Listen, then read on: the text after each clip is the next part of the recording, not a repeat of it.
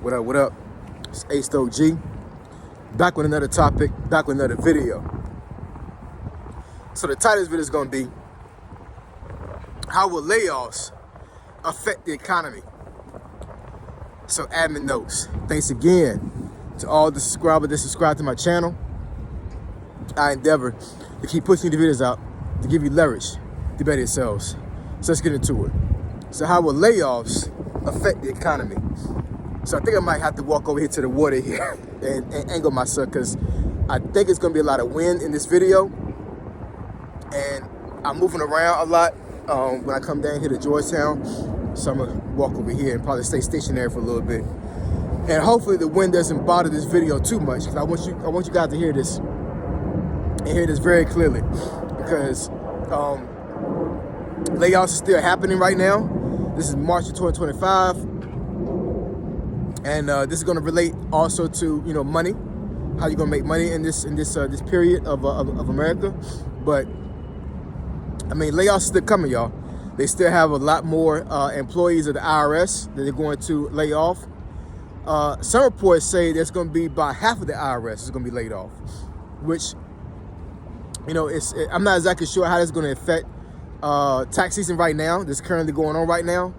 I also saw reports that at least 80,000 more veteran affairs employees are going to be laid off as well. I'm not exactly sure how that's going to affect VA compensation and some of these other services that are given to veterans.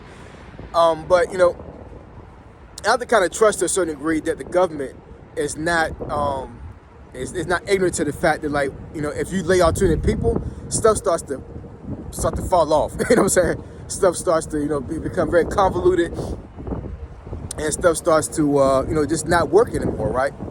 And, when it comes to the IRS, which I saw some reports that they're understaffed, and then also reports, which I've heard plenty of times before about the VA, as far as like not being able to meet quotas, not being able to give medical services when they need to veterans.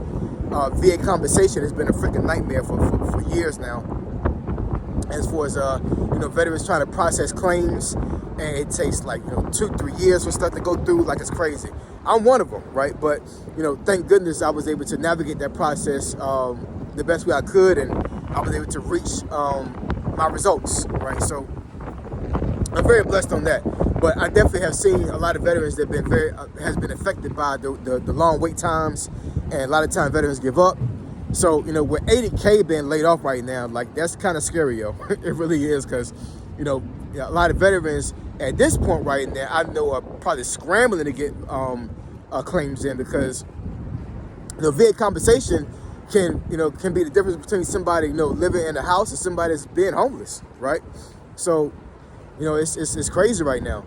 So when it comes to these layoffs affecting the economy,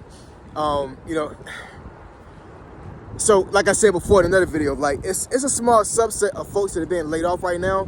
So it's like, when you compare the numbers of being laid off compared to, like, the overall workforce in America, it's not like half of America is going to be laid off, right? But once again, I said before, a lot of the folks that are being laid off are getting paid a lot of money, which means that you have a large subset of folks that had a very good income that are not going to be able to pay for products like they were before. So of course that's going to affect prices of goods and products. Food prices are crazy right now. Yo, I'm not shopping at Food Line and Kroger no more, yo. I'm going on base, and I'm buying all my food on base, yo. Because I'm telling you, like, the prices are kind of crazy. Now, base actually has some type of crazy tax they put on food right now, but at the end of the day, well, it's like a service. It's like a service fee, right? But it's not actual tax. So I'd rather pay that than pay, like, taxes on food, yo. Like, eggs, I don't want to get on eggs, yo. Like, eggs is kind of crazy right now. It really is. But the economy, I do believe, will feel a pinch to a certain degree, but I think it's going to be related to a certain subset of folks. You know what I'm saying? Like for myself, like, my income shovel is enough to where my family can still eat the way they are right now, and I don't have to pivot that much.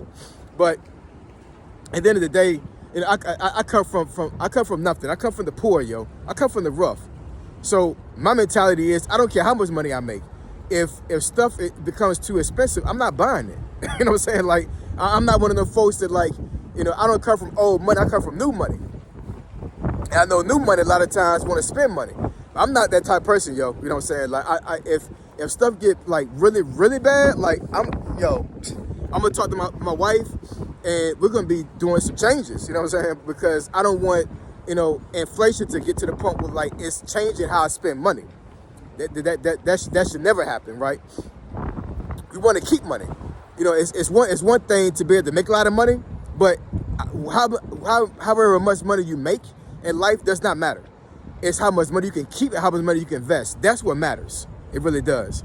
So I do believe the economy will be affected to a certain degree, especially when it comes to inflation and you know, all these taxes that have been implemented, these tariffs that Trump has implemented to other countries, which in turn other countries have imposed tariffs on us, right? So, you know, when it comes to tariffs, like, you know, once you put a certain price on certain goods and products that are coming into the States and vice versa, you know, all that stuff gets pushed onto the consumer. So naturally, if you had tariffs on certain goods, then, you know, what you paid for that might have been $10 at the store may damn it go up to $25. And that's the way tariffs work. You know what I'm saying?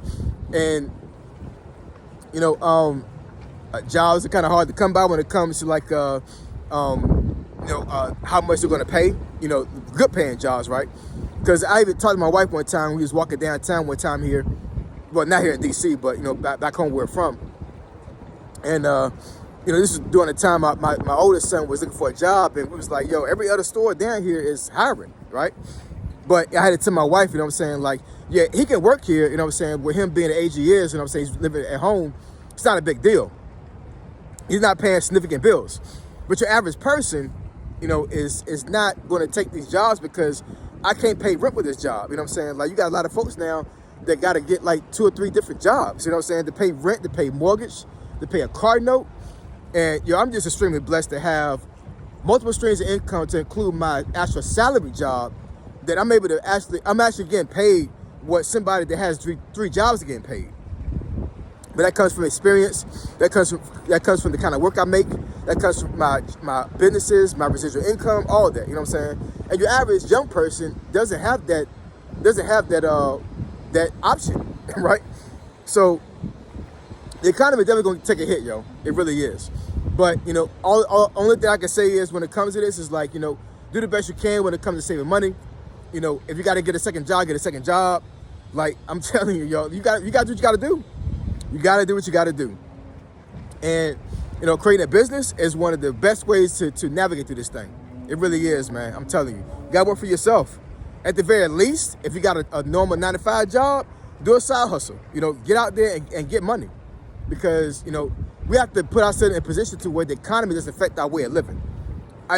You will have folks that have to pivot a little bit, but I shouldn't have to, like, totally, like, you know, do extravagant things with my lifestyle because of the economy, the way the economy is working right now. You know what I'm saying? That shouldn't be the case.